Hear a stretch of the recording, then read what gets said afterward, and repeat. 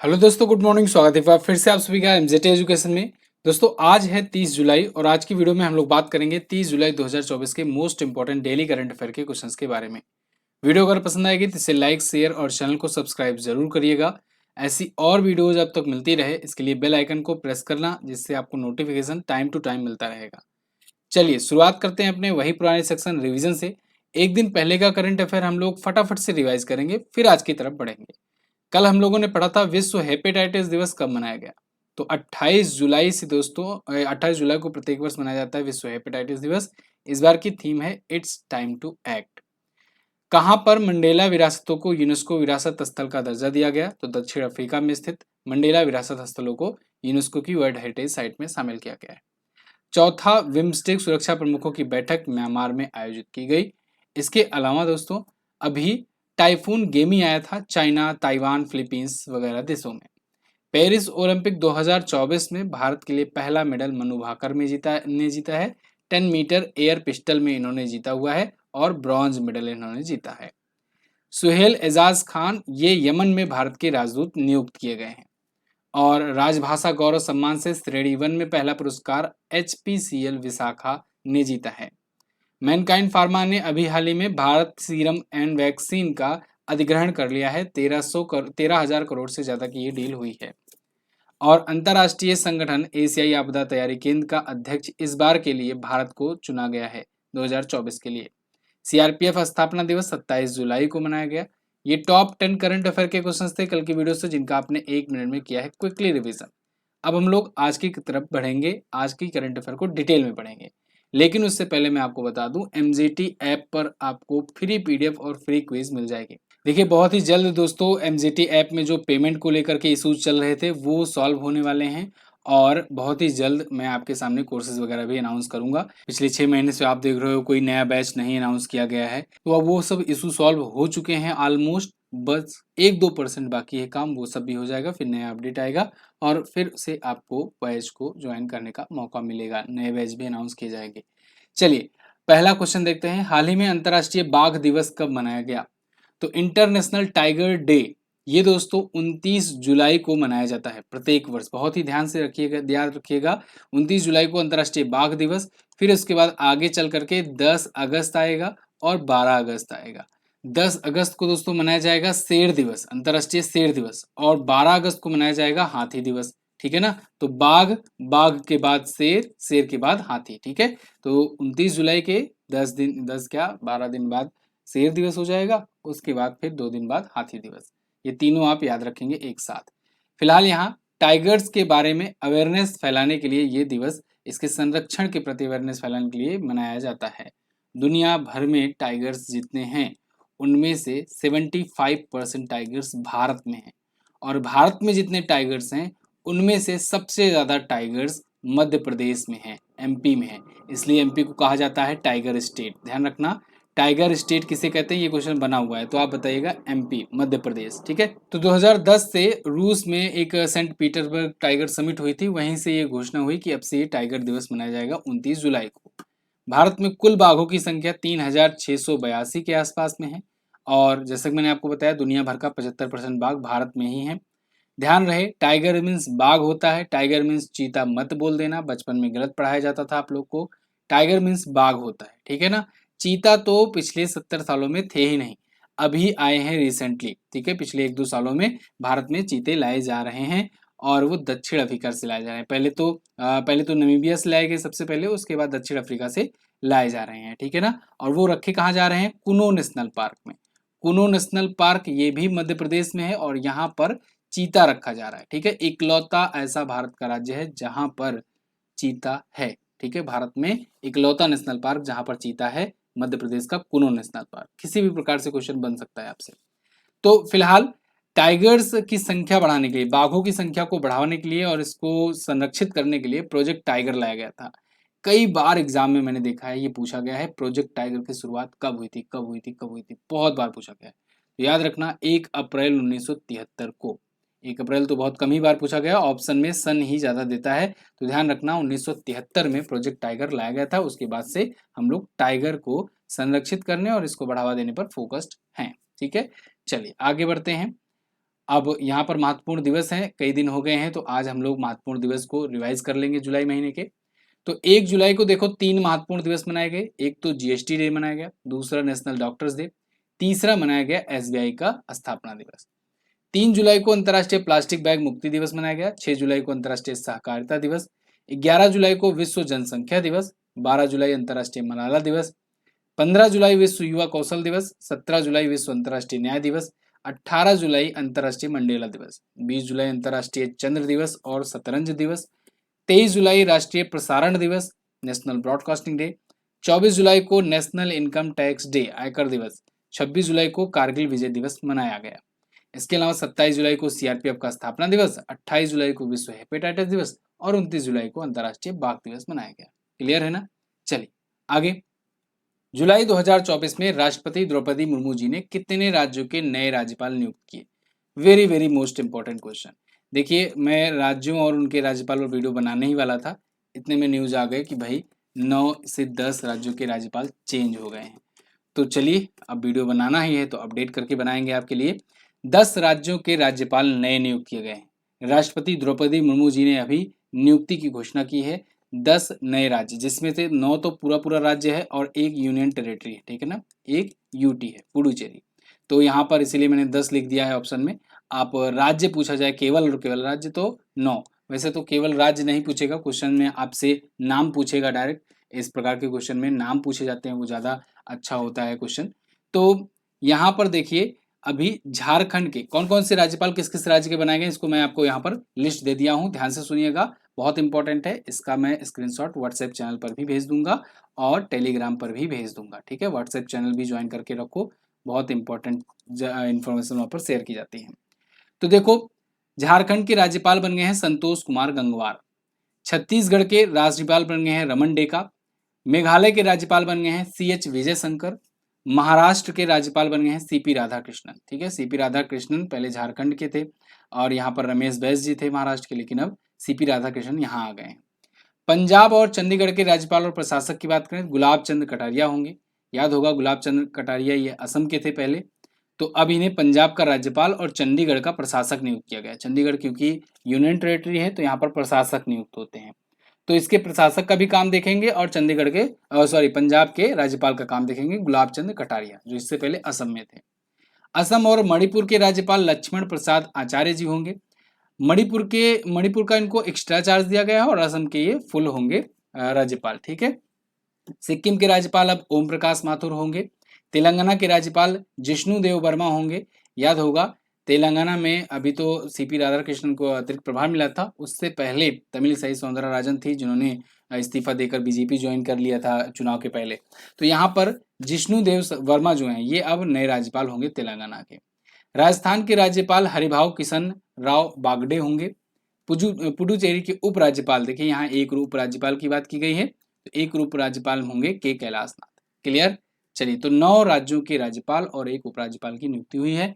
नियुक्तिकर्ता कौन है? राष्ट्रपति करता है। कार्यकाल कितना होता है राज्यपाल का? तो राज्यपाल का कार्यकाल राष्ट्रपति के प्रसाद पर्यंत होता है, ठीक है ना। राष्ट्रपति के प्रसाद पर्यंत, जब चाहे राष्ट्रपति तब बदल सकता है, हटा सकता है। क्लियर? चलिए, लेकिन ये वैकेंसी नहीं हटेगी। वैकेंसी आई हुई है RRB NTPC की 10,884, आप जान रहे हो। रेलवे की सारी वैकेंसियां ऑलमोस्ट अभी आ गई हैं, 100 हो गई हैं, ठीक है ना। ग्रुप डी की भी जल्दी आ जाएगी। आप जो है सब कुछ छोड़ छाड़ के भैया 5-6 महीने लग जाओ, कायदे से लग जाओ। हर एक दिन मॉक टेस्ट दो और हर एक दिन अपना कम से कम जान लो 4 से घंटा, मतलब वैसे तो पढ़ने वाले तो 8 घंटे भी पढ़ रहे होंगे, लेकिन कम से कम जैसे आप कोई वर्किंग पर्सन हो तो 4 घंटा तो निकालो ही निकालो पढ़ने का, क्योंकि इस बार अगर मौका छूट गया ना तो फिर शायद ही अब अगली बार इतनी बड़ी वैकेंसी का मौका देखने को मिले। अगली बार से जब भी वैकेंसी आएगी और कम संख्या में आएगी। ये जो हजारों की संख्या में दिख रही है, कहीं 1000 2000 या फिर सैकड़ों की संख्या में ना दिखने लगे तो कोई बड़ी बात नहीं होगी अगली बार से, ठीक है। क्योंकि इस बार आई है 4 साल 5 साल वेट कराने के बाद, और रेल मंत्री ने कहा है कि अब अगली बार से हर साल निकालेंगे। तो जब हर साल निकालेंगे तो संख्या उतनी नहीं रहेगी। तो मौका है भाई, लग जाओ। MJT कूपन कोड यूज करो। 28 से 31 जुलाई तक सिलेक्शन मेरा हक टेक्स्ट बुक पास प्रो चल रहा है और इसके तहत आप इंडिया के सभी एग्जाम्स के यहाँ पर मॉक टेस्ट वगैरह प्राप्त कर पाओगे विद प्रीवियस ईयर के question, mock test, CBT test, बहुत सारी चीजें यहाँ पर आपको मिलेंगी विद एक्सप्लेनेशन। तो मात्र 395 में है। एमजेटी कूपन कोड लगाना मत भूलना, जिससे आपको हाईएस्ट डिस्काउंट मिल सके। चलिए अगला, महिला एशिया कप 2024 का खिताब किसने जीता है? तो महिला क्रिकेट एशिया कप 28 जुलाई को समाप्त होना था, हुआ समाप्त। इस बार जीत लिया श्रीलंका ने। श्रीलंका दोस्तों ये पहली बार चैंपियन बना है। विमेंस का एशिया कप है, एशिया क्रिकेट कप। भारत अभी तक 7 बार जीता हुआ है, और 7 बार कितने बार में पता है? 9 बार में। 9वां संस्करण था इस बार, और 9 बार में अभी तक 7 बार भारत ही जीता है। एक बार बांग्लादेश जीता था, लेकिन और एक बार अब श्रीलंका भी जीत गया। तो 9 बार में 7 बार भारत सबसे ज्यादा बार चैंपियन, और श्रीलंका एक बार बांग्लादेश चैंपियन। श्रीलंका ने किसको हराया फाइनल में? भारत को हराया। भारत देखिए 8वीं बार ये फाइनल पहुंचा था, लेकिन 8वीं बार फाइनल पहुंचने के बाद एक बार फाइनल हार गया, और 7 बार तो ये चैंपियन बन गया। तो ये भारतीय महिला टीम की बात थी। भारतीय महिला टीम की कप्तान थी हरमनप्रीत कौर। श्रीलंका में इसका आयोजन किया गया था। ठीक है, अगला, वर्ष 2024 में नीति आयोग की 9वीं गवर्निंग काउंसिल की बैठक की थीम क्या रखी गई? बहुत इंपॉर्टेंट क्वेश्चन है, बहुत बहुत इंपॉर्टेंट क्वेश्चन है। अभी ये न्यूज में भी बहुत ज्यादा था, क्योंकि कंट्रोवर्सी भी खूब सारी हो गई थी। देखिए, नीति आयोग की 9वीं गवर्निंग काउंसिल की बैठक अभी बुलाई गई थी 27 जुलाई को।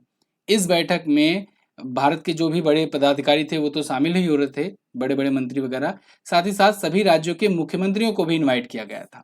अब उसी में देखा होगा आपने कि बीच में ममता बनर्जी जी उठ करके चली आई थी, उसके बाद कही कि यहाँ पर माइक बंद कर दिया गया था, इनका बोलने का मौका नहीं दिया गया था, वगैरह वगैरह बहुत सारे आरोप इन्होंने लगाए। तो राजनीति इस पर खूब हुई, इसलिए चर्चे में भी खूब थी। चर्चे में खूब थी तो एग्जाम में क्वेश्चन भी बन सकता है। फिलहाल नीति आयोग का जब भी कोई क्वेश्चन आता है तो अपने आप में वैसे ही करंट अफेयर का ये सबसे इंपॉर्टेंट क्वेश्चन बन जाता है। 9वीं गवर्निंग काउंसिल की ये बैठक जो थी, इसकी थीम रखी गई थी विकसित भारत एट 2047। भारत को 2047 तक विकसित बनाने पर भारत सरकार काम कर रही है। और नीति आयोग, ये तो याद हो अगर आपको, तो इसी उद्देश्य से बनाया गया था कि अब हम लोग 5-5 साल का टर्म का विजन नहीं रखेंगे, अब हम लोग लॉन्ग टर्म का विजन रखकर उस पर काम करेंगे, है ना। इसीलिए तो 1 जनवरी को स्थापित किया गया था 2015 में। पहले क्या होता था, पंचवर्षीय योजना चला करती थी, लेकिन योजना आयोग को खत्म करके 1 जनवरी 2015 को एक लॉन्ग टर्म प्लान के लिए नीति आयोग की स्थापना की गई। नीति आयोग स्थापित करने के उद्देश्य करके निम्न में से किस उद्देश्य से नीति आयोग स्थापित किया गया, ऐसा करके क्वेश्चन बनता है और ऑप्शन में देगा। एक ऑप्शन उसी में से रहेगा कि लॉन्ग टर्म प्लान के लिए, लॉन्ग टर्म प्लान करना देश को विकसित बनाने के लिए, या कहें कि देश को आगे ले जाने के लिए। तो लॉन्ग टर्म प्लान के लिए किया गया था। फिलहाल तो 9वीं इसकी गवर्निंग काउंसिल की बैठक थी राष्ट्रपति भवन नई दिल्ली में 27 जुलाई को। ठीक है जी। इसमें बहुत सारी चीजें बताई गई कि भारत जो है दुनिया की तीसरी बड़ी अर्थव्यवस्था बनने के लिए बहुत क्लोज है। जीडीपी $5 ट्रिलियन अपनी पहुंच गई है। 2047 तक हम लोग $30 ट्रिलियन की जीडीपी पहुंचने की आकांक्षा रखते हैं, और 2047 तक विकसित भारत भी होने की आकांक्षा रखते हैं। नीति आयोग की वैसे बात करें तो NITI नीति का मतलब national institution for transforming India. तो भारत को ट्रांसफॉर्म करने के लिए आयोग गठित किया गया है। इसके अध्यक्ष बाय डिफॉल्ट प्रधानमंत्री जी होते हैं। तो प्रधानमंत्री मोदी जी इसके पहले और वर्तमान अध्यक्ष हैं। और साथ ही साथ में एक बात ध्यान रखिएगा, इसके उपाध्यक्ष बहुत पूछे जाते हैं। उपाध्यक्ष, तो उपाध्यक्ष कौन है? सुमन के बेरी। और करंट टाइम पर CEO कौन है? BVR सुब्रमण्यम। बहुत इंपॉर्टेंट है, इसे सब याद रखिएगा। अगला, भारत के पहले अंडरग्राउंड म्यूजियम का उद्घाटन किस मुगल बादशाह के मकबरे में किया गया? बहुत इंपॉर्टेंट ये भी क्वेश्चन है। देखिए आज के क्वेश्चन बहुत ज्यादा इंपॉर्टेंट है, यहाँ से क्वेश्चन डायरेक्टली आपको देखने को मिल सकते हैं। भारत का पहला अंडरग्राउंड म्यूजियम का उद्घाटन अभी किया गया है। इसका उद्घाटन ये हुमायूं के मकबरे में किया गया है। अंडरग्राउंड म्यूजियम है, धंसा हुआ म्यूजियम है, या डूबा हुआ म्यूजियम है, किसी भी से नाम से आपसे पूछा जा सकता है क्वेश्चन। तो ये संकेन म्यूजियम है, डूबा हुआ या धंसा हुआ या कहीं अंडरग्राउंड म्यूजियम है, ये बनाया गया है हुमायूं के मकबरे के अंदर बनाया गया है नीचे। ठीक है, तो इसमें अलग अलग गैलरीज हैं, जैसे वेयर द एम्परर रेस्ट, ऐसी गैलरी है। उसके बाद बहुत सारी चीजें इसमें बनाई गई हैं, जिसमें भारत के इतिहास के बारे में बहुत सारी चीजों को समेटा गया है। उसमें बताया गया है भारत के इतिहास के बारे में। ठीक है, तो अभी गजेंद्र सिंह शेखावत जी, जो कि भारतीय संस्कृति और पर्यटन मंत्री हैं, इन्होंने इसका उद्घाटन किया हुआ है। तो 30 जुलाई से ये आगंतुकों के लिए, यानी कि विजिटर्स के लिए ये खुला रहेगा। हुमायूं का मकबरा कहाँ है? नई दिल्ली में है। इस पर काम करना कब से शुरू हुआ था? 2015 से, और अब जाकर के बनकर तैयार हुआ है। ठीक है। आगे, भारत के कितने गगनयान अंतरिक्ष यात्री नासा के साथ संयुक्त मिशन में ISS की यात्रा करेंगे? तो भारत के एक गगनयान अंतरिक्ष यात्री जो है नासा के साथ संयुक्त मिशन में इंटरनेशनल स्पेस स्टेशन, अंतरराष्ट्रीय अंतरिक्ष एजेंसी की यात्रा करेंगे। देखो, 4 गगनयान यात्री हैं।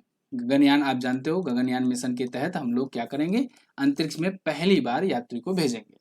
तो अंतरिक्ष में पहली बार यात्रियों को भेजेंगे, तो सोच रहे हैं कि भाई वहां पर अपने बंदे जा रहे हैं, तो क्यों ना आगे चल करके अपना स्पेस स्टेशन बनाना है, तो क्यों ना एक बंदे को भेज करके देखा जाए कि जाओ देख के आओ उनका कैसा है इंटरनेशनल स्पेस स्टेशन। ठीक है, तो इसके लिए भारत सरकार ने एक बहुत अच्छी डील करी नासा के साथ।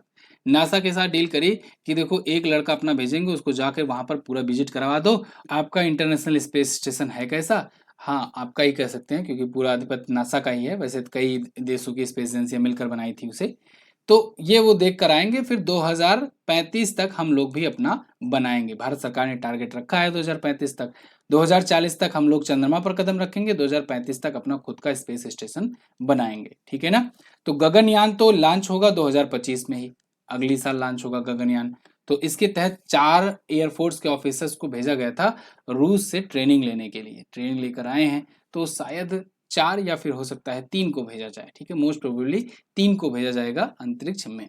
उनमें से अब एक जो होगा ये नासा के साथ मिलकर के जाएगा स्पेस स्टेशन। ठीक है, समझ में आई बात? चलिए, तो इसके लिए अमेरिकी फर्म है एक एक्सियोम स्पेस, इसके साथ अंतरिक्ष उड़ान समझौते पर भी हस्ताक्षर हुआ है, और नासा के साथ तो ये पूरी डील हुई ही है। आगे, हाल ही में सरकार ने विश्व स्तरीय बुनियादी ढांचे के साथ कितने PM मित्र पार्क स्थापित करने की घोषणा की है? ये भी इंपॉर्टेंट है। भारत सरकार ने अभी वर्ल्ड लेवल के इंफ्रास्ट्रक्चर के साथ 7 ऐसे PM मित्र पार्क स्थापित करने की घोषणा की है। PM मित्र होता क्या है, पहले तो उसका फुल फॉर्म आपको पता होना चाहिए। PM मित्र का, तो देखिए, PM मित्र में फुल फॉर्म होता है प्रधानमंत्री mega integrated textile reason and apparel. ये फुल फॉर्म आपसे पूछा जाएगा। ठीक है, PM मित्र का फुल फॉर्म प्रधानमंत्री mega integrated textile reason and apparel. तो 4,445 करोड़ रुपए खर्च करके 2027-28 से शुरू होकर अगले 7 वर्षों की अवधि के लिए 7 PM मित्र पार्क स्थापित किए जा रहे हैं केंद्र सरकार के द्वारा। इससे डायरेक्ट और इनडायरेक्ट कुल 3 लाख के रोजगार पैदा होने की उम्मीद है। ओके, तो यहाँ पर ये 7 टेक्सटाइल पार्क हैं, जिनको देखना है लिस्ट, वो लिस्ट देख सकते हैं। तो ये जो है अभी इसमें से कुछ कंप्लीट हो चुके हैं, कुछ पर अभी काम चल भी रहा है। ठीक है, तो ये टेक्सटाइल सेक्टर को बूस्ट करने के लिए केंद्र सरकार की एक योजना है जो शुरू की गई है। आगे बढ़ते हैं, किस राज्य सरकार ने नीति आयोग के मॉडल के आधार पर ग्रीत की स्थापना की घोषणा की है? देखो, जैसे है नीति आयोग है ना, national institution for transforming India, ऐसे ही गुजरात सरकार ने ग्रीत की स्थापना की है। उद्देश्य भी ऐसे ही होगा, मतलब लॉन्ग टर्म विजन के लिए काम करना। ठीक है, तो गुजरात सरकार ने यहाँ ग्रीत की घोषणा की है कि हम ग्रीत लाएंगे। नीति आयोग की मीटिंग में ही इन्होंने अनाउंस किया है, गुजरात के मुख्यमंत्री ने। ये होगा Gujarat state institution for transformation. ठीक है, ग्रीत। तो Gujarat state institution for transformation भी गुजरात में वैसा ही काम करेगा जैसा नीति आयोग पूरे देश में करता है।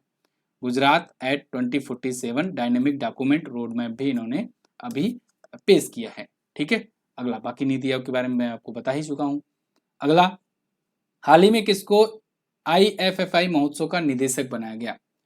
तो इंडिया इंटरनेशनल फिल्म फेस्टिवल महोत्सव का इस बार का डायरेक्टर नियुक्त किया गया है शेखर कपूर को। फिल्म निर्माता शेखर कपूर, ये कई बड़ी बड़ी फिल्मों के ये फिल्म निर्माता रहे हैं। इनको IFFI फेस्टिवल का डायरेक्टर नियुक्त किया गया है 2 संस्करण के लिए, 55वें और 56वें के लिए, मतलब इस बार और अगली बार के लिए। ठीक है, आपको याद हो भारतीय अंतर्राष्ट्रीय फिल्म महोत्सव गोवा में ही हमेशा होता है, और इसी में गोल्डन पिकॉक, सिल्वर पिकॉक वगैरह अवार्ड दिए जाते हैं। तो इस बार भी होगा 20 से 28 नवंबर तक। तो 55वां संस्करण इस बार होगा और अगली बार 56वां होगा। दोनों के ये नियुक्त होंगे। ये 2020 से 2023 तक भारतीय फिल्म और टेलीविजन संस्थान के प्रमुख भी रह चुके हैं। अगला, हाल में भारत ने किस देश के साथ भारतीय पुरावशेषों के अवैध व्यापार पर अंकुश लगाने के लिए समझौते पर हस्ताक्षर किया? तो भारत और अमेरिका ने भारतीय पुरावशेषों के अवैध व्यापार पर अंकुश लगाने के लिए समझौता किया है।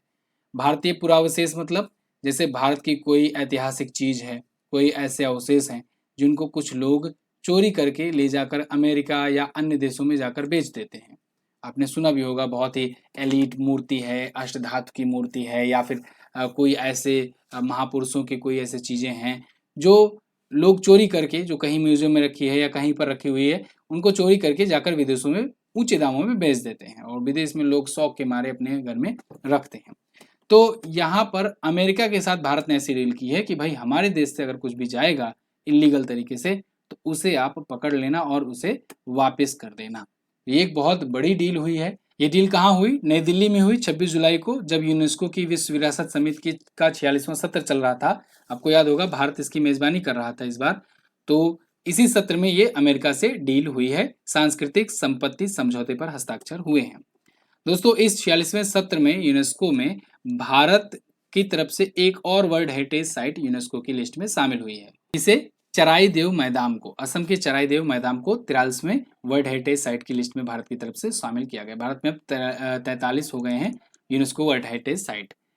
अगर 1976 के बाद से बात करें तो भारत सरकार 358 पुरावशेष को वापस ला सकी है। 358 1976 से, जिनमें से 345 2014 के बाद से ही लाए गए हैं। मतलब अभी तक 13 लाए गए थे, उसके बाद से 345 तो 2014 के बाद से पुरावशेष वापस में भारत में लाए गए हैं। क्लियर है ना? तो ये थे टॉप 10 करंट अफेयर के क्वेश्चंस। आई होप आपको काफ़ी डिटेल में समझ में आया होगा। आज की वीडियो काफ़ी लंबी थी, डिटेल थी, और आपको जितने भी क्वेश्चंस मिले हैं ये सब के सब इम्पोर्टेंट है आज के, तो आप इनका नोट्स जरूर बना कर रखिए। वैसे आपके करंट अफेयर को और आसान बनाने के लिए मैं कुछ प्लान कर रहा हूँ आप लोग के लिए। जल्द ही आपके सामने वो प्रस्ताव रखा जाएगा। इसके अलावा आप हमारी ई बुक वगैरह अगर लेना चाहते हो तो इन नंबर पर व्हाट्सएप कर सकते हो, आपको ई बुक प्रोवाइड कर दी जाएगी हिंदी और इंग्लिश दोनों लैंग्वेज में। लास्ट डे के क्वेश्चंस की बात करें अगर, तो कल मैंने पूछा था प्रधानमंत्री मुद्रा योजना किस वर्ष शुरू की गई थी? 2015 में शुरू हुई थी। पेरिस ओलंपिक का मोटो क्या है? Games wide open. बहुत इंपॉर्टेंट है, याद रखना। आज आपको क्या बताना है? आज आपको बताना है 28 जुलाई को जो विश्व हेपेटाइटिस दिवस मनाया गया, इसकी थीम क्या थी इस बार? दूसरा, यमन की राजधानी क्या है? दोनों ही क्वेश्चन अच्छे क्वेश्चन है, दोनों के बारे में जवाब दीजिएगा। इसकी पीडीएफ आपको टेलीग्राम पर तो मिलेगी ही मिलेगी, साथ ही साथ एमजेटी ऐप पर भी मिलेगी। एमजेटी ऐप पर इसकी क्विज भी मिल जाएगी, तो एमजेटी ऐप से क्विज लगाना मत भूलना, ठीक है? Thank you so much. जय हिंद, वंदे मातरम।